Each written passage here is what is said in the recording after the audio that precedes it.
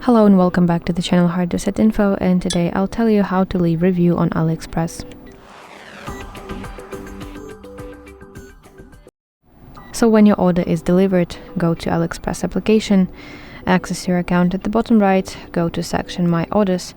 Now find specific order, tap on it to open its details, and now you should see something like this, and find button Write Review. Press it and you will be redirected to leave feedback page. This is the form that you have to fill in.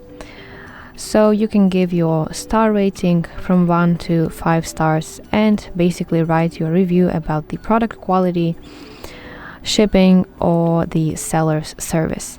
And here in this field you can also upload some pictures of the item to make your review more helpful for other customers. And after you press submit button at the bottom side of the screen, your review will appear on the product page, usually within 24 hours.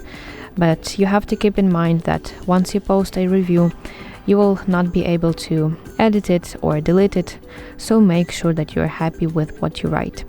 So that's it, thank you for watching, and if you find this video helpful, please like it and subscribe to our channel to see more content like this.